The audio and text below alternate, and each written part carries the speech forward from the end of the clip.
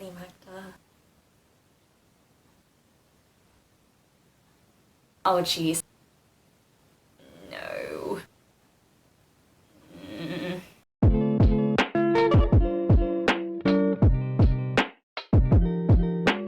Hi guys, welcome back to my channel. So today we are going to be doing something that actually probably no one has been waiting for, but I've been waiting to do it. We're going to be going through my personal statement. I've been quite hesitant to do this. It doesn't make sense because I can't really be implicated for plagiarism of my own personal statement. But also it is cringy as heck, so that is another point, yes. But yeah, today we're just gonna be going through my personal statement, reading it, reacting to it. I'm gonna talk a little bit about why I wrote some of the stuff I wrote and whether I might have done anything differently if I were doing it again, and just give you some ideas of things that you could include in yours, because I know that when I was writing my personal statement, I had no idea what I was doing. So yeah, we can also just have a bit of a laugh at myself because this is truly the cringiest thing I have ever written in my life. Before I get started, this video is very kindly sponsored by Medify. So you guys know I've talked about Medify a bunch of times in the past. I really love them. I used the UCAT course that they have when I was preparing for my UCAT, as it was known back then.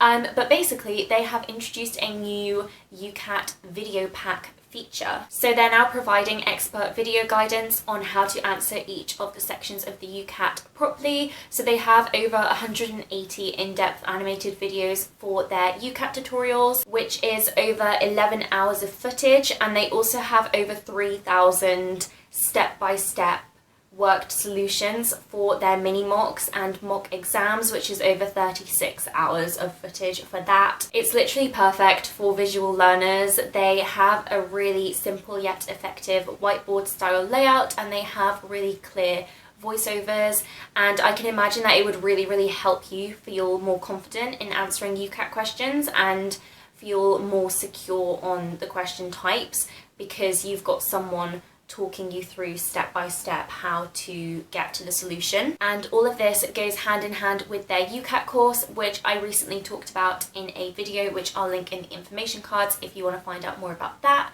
But yeah, if you're interested, I will leave the link to Medify's website in the description box. I'd highly urge you to click if you have the UCAT coming up this year. And also stay tuned till the end of this video, because Medify are giving away 2 free seasons passes for their UCAT course, which include this new video pack feature. So if you want to find out a bit more about how you can win one of those, then stay till the end. But yeah, thank you to Medify for sponsoring this video, and without further ado, let's get started reading through the absolute roadkill that is my personal statement. I applied to Cambridge, Edinburgh, Exeter and Cardiff, and I did somehow manage to get offers from all 4. But yeah, that's just if you're interested where I applied. There we go. So, oh god. I will say my writing style is so weird, like it really is weird, and also some of the words that I used in this, I literally read back and I cringe because it's like, who do you think you are? But anyway, I did want to say that this is just my personal statement, like it's just what I wrote, I'm just sharing it. If you don't like it, like you don't have to like it, you can take inspiration from it if you want, feel free, but also feel free not to take inspiration from it, because like I'm not saying that this is like amazing or whatever, like I really don't know what people thought of my personal statement, to be perfectly honest. It's just what I wrote, so let's go. The first paragraph that I wrote was about my motivation to do medicine, which was basically me talking about having arthritis for a whole paragraph. Rheumatoid arthritis first exposed me to the realm of medicine. I feel like a little narratory person. And like, I mean, realm of medicine, really Magda. Diagnosed at an early age, I have been in frequent contact with doctors my entire life, and I quickly developed a fascination not only for the theory of medicine but equally its practice. I think it's quite important to convey the fact that you are not only interested in the science aspect of medicine but also the patient contact, clinical practice side of medicine, because you're going to have to do both, whilst observing the interdisciplinary collaboration of healthcare professionals determined to ameliorate my quality of life. I recognised the need for medics to have outstanding teamwork and strong interpersonal skills alongside a vast scientific knowledge. So yeah, I mean, in my little convoluted way, still saying that like these are the qualities that doctors need to have. Basically, you want to show that you know what qualities they're looking for in a med student and a doctor, and that you have these. What you can do is, you know, write a quality and write straight after like how you have gained it, how you have strengthened it, whatever. Personally, I did most of that in just one solid paragraph, just because that's kind of how I preferred the flow of it. But yeah, it's up to you. And again, still science versus the personable skills that you need. Ultimately, it is these qualities, as well as the empathy, dedication and patience exhibited by doctors, that induced the stabilisation of my health and initially enticed me to pursue a career in medicine. I'm not too sure what I was going for with that, because I don't really think that makes sense. I guess it's giving an example of like how these qualities actually helped a patient in real life, myself, which, you know, fair enough. Moving on, the next paragraph is about work experience. It is, I will say it's not particularly long, but that's because I chose to focus a bit more on other things, which I'll get on to obviously later. I know, and this is completely up to you again, what you choose to write more about in your personal statement. Intent on enhancing my insight into life as a doctor. Intent, guys, intent. I sought work experience shadowing a consultant rheumatologist. 3 days in clinics exemplified the significance of establishing thriving doctor-patient relationships, especially in the case of a patient with fibromyalgia. What you want to do with everything, with everything in your personal statement is say that you did something, and then say what you learnt from it, what you observed from it, and then ideally, somewhere in there, you want to say how you have gained that skill, how you plan to gain that skill, and mentioning patient-specific cases, if you can, is quite useful, especially if they then ask you about it at interview, because you kind of have a bit of direction. Like, you've written about a specific patient, so then you know, like, maybe I should actually really prep on this patient, and like what I learned from that particular case. But it's also like, it just gives you an opportunity to get a little bit of science in there, I guess, and just shows that you were actually like really paying attention. A further 4 days on a geriatric ward were undeniably stimulating. I assisted during ward rounds, observed the camaraderie, I can't pronounce that word, of the multidisciplinary team in daily meetings, and saw the need for compassion yet persistence when dealing with difficult patients. I did want to get across the fact that like I actually did something. Like, if you can, try to get across the fact that you were actively participating in your work experience placements and not just passively sitting there and like observing. So like, I assisted during ward rounds, like I did something, which I know is not possible in every case, but if you have done something, kind of try and put it down in that kind of active sense. You've just got to find the balance between, you know, not like getting enough in there, but also not listing things. It really is quality over quantity in this case. And then studying Latin has evolved my problem-solving skills, whose value I ascertained during time spent in radiology. So this is actually a good point. I didn't want to mention any subjects initially, actually. I did read a load of personal statements that did talk about like maths, biology, chemistry, and when I gave my personal statement to my teachers, they told me to put stuff in about my subjects, but I was literally just there like, no. I knew it was something that I didn't want to do, and that's the thing, like, definitely listen to people's feedback, take it into account, think about it, but at the end of the day, it's your personal statement, and if you don't want to include something, just don't include it. Like, it's supposed to be a reflection of you and what you want to come across to the people reading it. I didn't really have enough space for that anyway, but I did mention Latin just because it's a little bit more rogue, and also I wanted to talk about radiology, but I didn't really know what else to link that to other than problem solving, and Latin, can I just, like, you deserve some sort of decryption award for trying to unscramble Latin sentences, because it's actually ridiculous. But yeah, the next paragraph is about volunteering, which I actually personally found so much more useful than work experience, which is why I wrote a lot more about it comparatively. So at present, I perceive the genuinely rewarding nature of a career in helping people through volunteering weekly in a local nursing home. Experiencing such an environment over the past year, despite its less glamorous aspects, has only furthered my vocation for working in healthcare, as I witness the difference that merely talking to residents can make. Okay, so in this, actually, this is probably a good time to mention. I read a bunch of stuff online, and I actually do think this is a good idea to try and mix up your sentence lengths.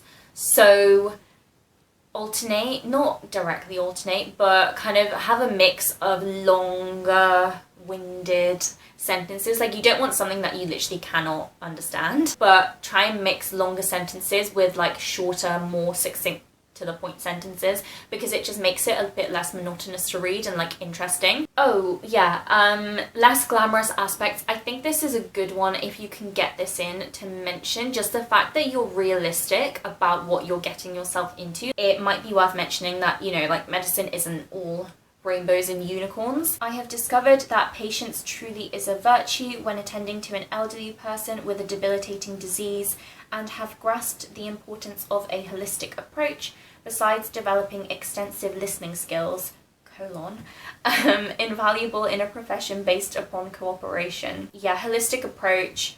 I think it's good to, I've said this same phrase so many times in this video, but it's good to mention something about the fact that, you know, you're not just treating a disease, you're treating a person with a disease. If you're talking about skills that you've gained through doing something, then it is worth referring back to why those skills are actually useful in the profession. Prior volunteer work in a Bernardo's charity shop and a social action project for disabled children have reinforced my ability to communicate with a broad range of individuals.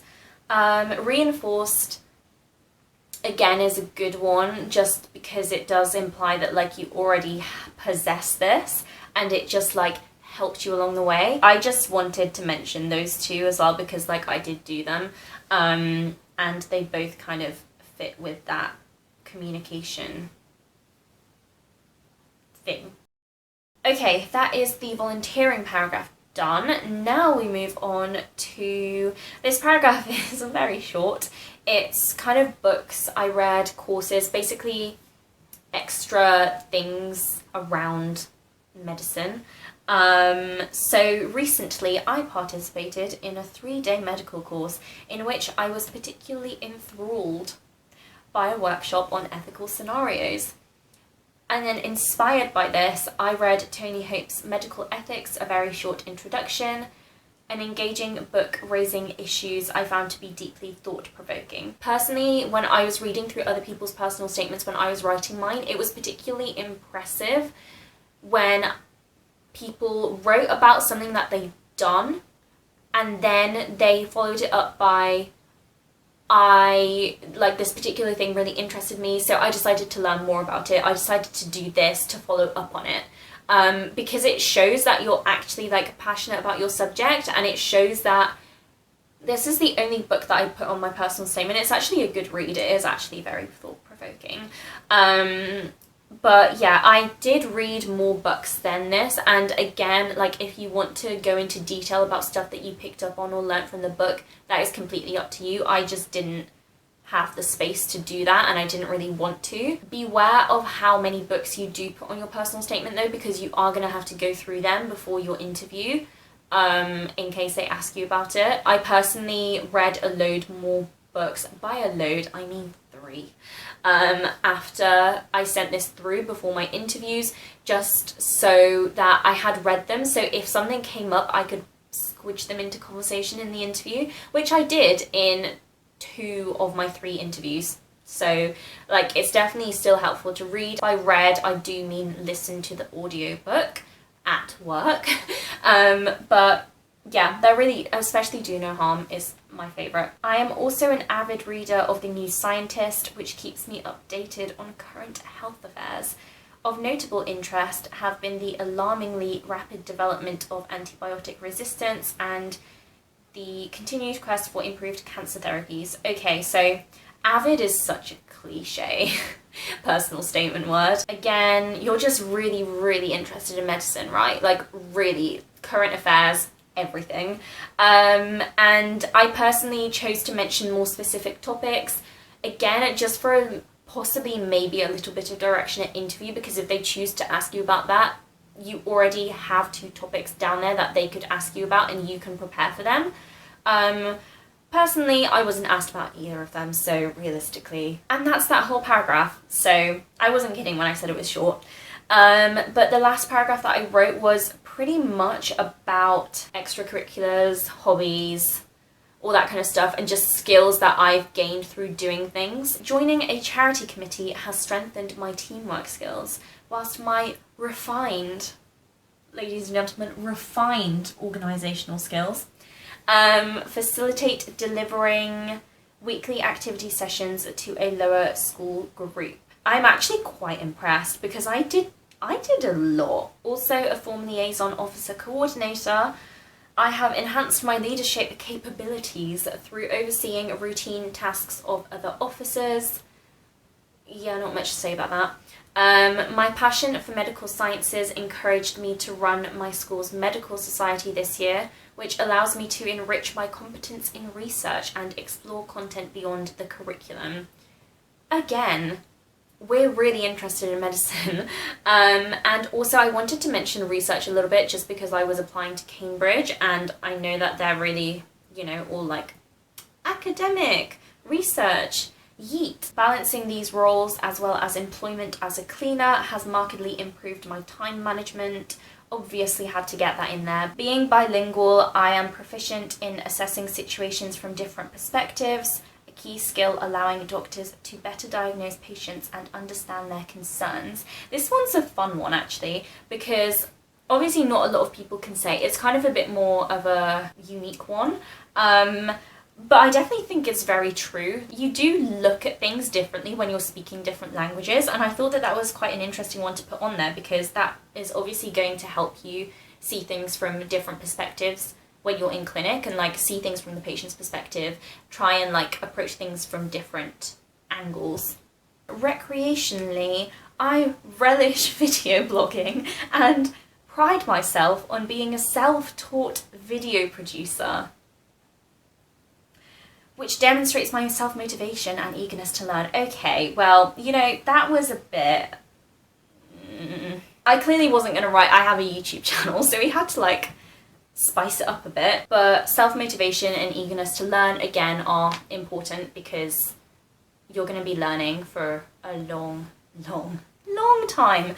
And you're going to have to motivate yourself, as has become extremely apparent. I think a useful thing that you could do is go online and there's loads and loads and loads of resources, like basically listing qualities that you need or are useful as a doctor, and just make yourself a list and try and get as many of them as you can or as you want to into your personal statement. So try and see if whatever you've done, like any extracurriculars, any work experience, anything, you can relate to any of these qualities, because at the end of the day you basically just want to pack it full without making it list-like. Quickly, let's go through the conclusion because this video is ridiculously long. But my conclusion is just really short, like I think most people's are. It's just like a short little snappy paragraph. So, my aspiration to follow a medical career path stems from my desire to positively impact people's lives, to reciprocate the indispensable support provided to me by doctors. And actually, this is another like cute little thing that I thought was super clever. I basically wanted to have my conclusion following on from my introduction. So it relates back to my introduction in the sense that like I'm talking about how doctors helped me, and I think it's like a nice way to round off your personal statement. If you can do it, I think it's quite fun. I look forward to the incessant learning involved in this ever-developing field, and I know that my enthusiasm, ingenuity and commitment will enable me to thrive on the challenges of medicine. Again, the conclusion is a little bit cliche, I will say, actually a lot cliche, but ever-developing field is something that is pretty much in everyone's personal statement. And of course, challenges of medicine, again, keeping it real.